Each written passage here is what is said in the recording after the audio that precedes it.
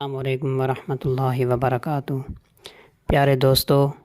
جو پچھلی ویڈیوز تھیں ان کے اندر سورۃ الفلق اور سورۃ الناس کا ترجمہ اور تشریح تھی، تو اب اس ویڈیو کے اندر سورۃ الفلق اور سورۃ الناس کے پڑھنے کے جو فوائد ہیں کہ انسان کو ان صورتوں کے پڑھنے سے کیا کیا فائدے حاصل ہوتے ہیں، اور حضور اکرم صلی اللہ علیہ وسلم نے ان صورتوں کو کن کن موقعوں پر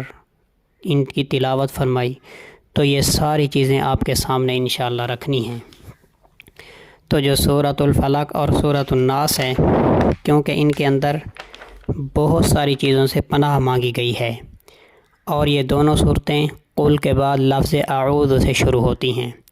اس وجہ سے ان دونوں صورتوں کو معوذتین بھی کہا جاتا ہے۔ دنیا کے اندر بے شمار چیزیں ایسی ہیں جو انسانوں کے حق میں نفع مند اور مفید ہیں، اور بہت ساری چیزیں ایسی بھی ہیں جو انسان کے لیے ضرر رساں اور تکلیف دینے والی ہیں۔ رسول اللہ صلی اللہ علیہ وسلم سے بہت سی چیزوں سے پناہ مانگنا ثابت ہے۔ حضرت امام نسائی رحمۃ اللہ علیہ نے اپنی کتاب سنن کے ختم کرنے سے چند صفحات پہلے کتاب الاستعاذہ کا عنوان قائم کیا ہے، اور اچھی خاصی تعداد میں ضرر دینے والی چیزوں سے پناہ مانگنے کا ذکر کیا ہے، مثلاً بخل، بزدلی، سینے کا فتنہ، کفر اور شرک، قبر کا عذاب، سمع بصر، لسان قلب، بہت زیادہ بڑھاپا،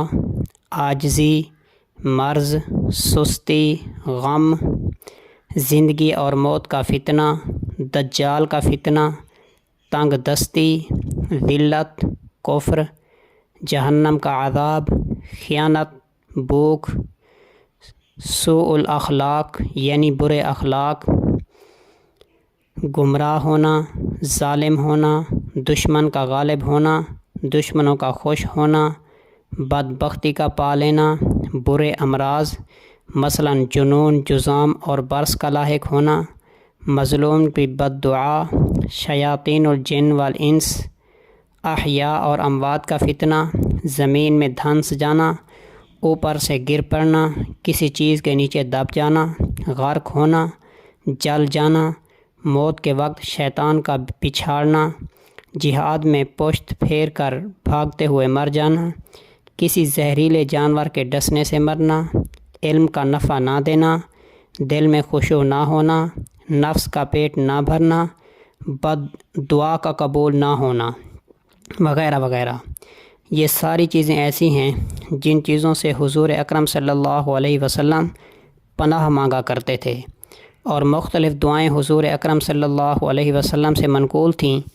کہ ہر ان چیزوں سے پناہ مانگنے کے لیے وہ دعائیں آپ علیہ الصلاۃ والسلام ارشاد فرماتے تھے۔ حضرت ابو سعید خدری رضی اللہ تعالیٰ عنہ سے روایت ہے کہ رسول اللہ صلی اللہ علیہ وسلم جنات اور انسان کی نظر بد سے پناہ مانگا کرتے تھے۔ جب صورتیں یعنی سورۃ الفلق اور سورۃ الناس نازل ہوئیں تو حضور اکرم صلی اللہ علیہ وسلم نے ان دونوں صورتوں کو پڑھنے کا معمول بنا لیا۔ ان کے علاوہ بقیہ جتنی دعائیں تھیں پناہ مانگنے کی، ان دعاؤں کو چھوڑ دیا۔ دراصل بات یہ ہے کہ جب کوئی شخص سورۃ الفلق اور سورۃ الناس پڑھتا ہے تو ہر اس چیز کے شر سے اللہ کی پناہ لیتا ہے جو اللہ نے پیدا کی ہے، اور رات کے شر سے بھی پناہ لیتا ہے، اور گرہوں میں دم کرنے والی عورتوں کے شر سے بھی پناہ لیتا ہے جو جادو کرتی ہیں، اور حسد کرنے والے کے شر سے بھی پناہ لیتا ہے، اور سورۃ قل اعوذ برب الناس پڑھنے والا سینوں میں وسوسے ڈالنے والے کے شر سے پناہ لیتا ہے۔ اتنی چیزوں کے شر سے بچنے کے لیے دعا کی جاتی ہے، اس لیے ان دونوں صورتوں کا پڑھنا ہر طرح کے شر اور بلا، مصیبت، جادو سے محفوظ رہنے کے لیے مفید اور مجرب ہیں۔ ان کو اور سورۃ الاخلاص کو صبح شام 3 مرتبہ پڑھیں، اور دیگر اوقات میں بھی ورد رکھیں۔ کسی بچے کو نظر لگ جائے، کسی بچے کو تکلیف ہو جائے تو ان دونوں صورتوں کو پڑھ کر دم کریں، اور بچوں کو یہ صورتیں یاد کرائیں۔ حضرت عقبہ بن عامر رضی اللہ تعالی عنہ فرماتے ہیں کہ میں سرور دو عالم صلی اللہ علیہ وسلم کے ساتھ ایک سفر میں تھا کہ اچانک آندھی آئی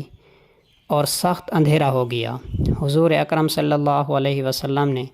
سورۃ الفلق اور سورۃ الناس پڑھی اور اس کے ذریعے اس مصیبت سے پناہ مانگی اور فرمایا کہ عقبہ ان صورتوں کے ذریعے پناہ حاصل کیا کرو، کیونکہ ان جیسی اور کوئی چیز ایسی نہیں جس کے ذریعے پناہ لینے والا پناہ حاصل کرے۔ یہ ابو داؤد کے اندر روایت ہے، اور اسی طرح ترمذی کے اندر ہے کہ حضرت عبداللہ بن خبیب رضی اللہ تعالی عنہ فرماتے ہیں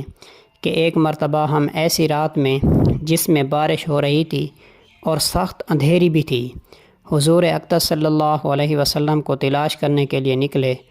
چنانچہ ہم نے آپ کو پا لیا۔ آپ صلی اللہ علیہ وسلم نے فرمایا، کہو۔ میں نے عرض کیا، کیا کہوں؟ فرمایا، جب صبح ہو اور شام ہو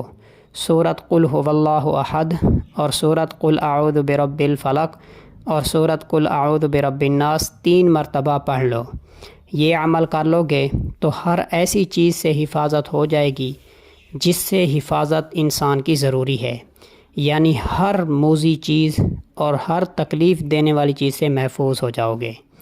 مشکات المصابیح کے اندر ہے کہ حضرت عقبہ بن عامر رضی اللہ تعالیٰ عنہ فرماتے ہیں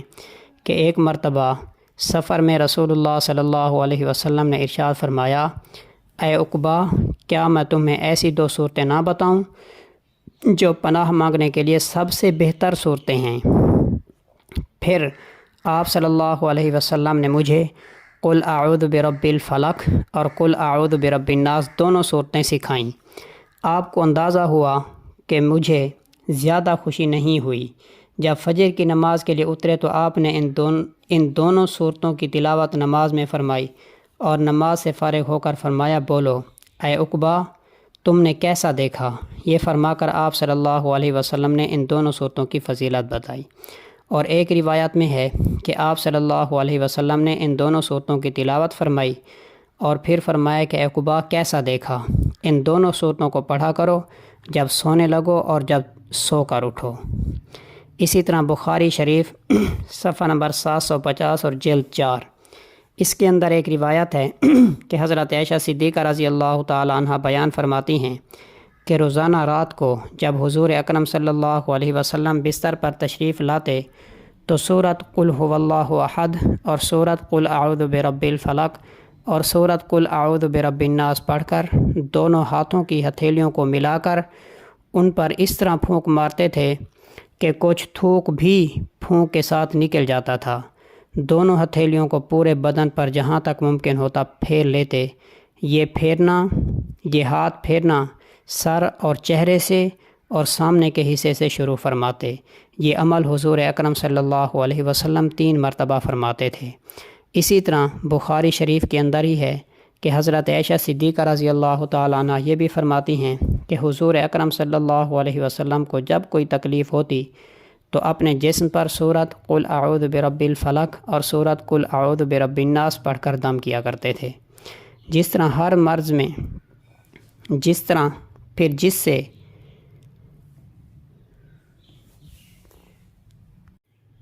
تو پیارے دوستو، یہ صورت انتہائی اہم صورتیں ہیں۔ سورۃ الفلق اور سورۃ الناس انتہائی اہم صورتیں ہیں، تو جتنا ہم ان صورتوں کو پڑھیں گے اللہ تبارک و تعالیٰ اتنا ہمیں فائدہ دیں گے، کیونکہ یہ جو قرآن مجید ہے یہ کلام اللہ ہے، یعنی اللہ پاک کا کلام ہے۔ اگر ہم کوئی کلام لکھیں، ہمارا کوئی بندہ کلام پڑھے تو ہمیں خوشی ہوتی ہے۔ اسی طرح اللہ تبارک و تعالیٰ کا کلام بھی جب کوئی بندہ پڑھتا ہے تو اللہ تبارک و تعالیٰ کو بھی اس سے خوشی ہوتی ہے۔ تو امید ہے کہ آپ کو ان صورتوں کے فضائل فوائد کا پتہ چل گیا ہوگا۔ اگر تو اس وجہ سے اس ویڈیو کو لائک کریں اور شیئر کریں تاکہ یہ صورتیں بہت سارے لوگوں تک پہنچیں۔ ان کا بھی ثواب آپ کے کھاتے میں بھی آئے گا اور ہمارے کھاتے میں بھی۔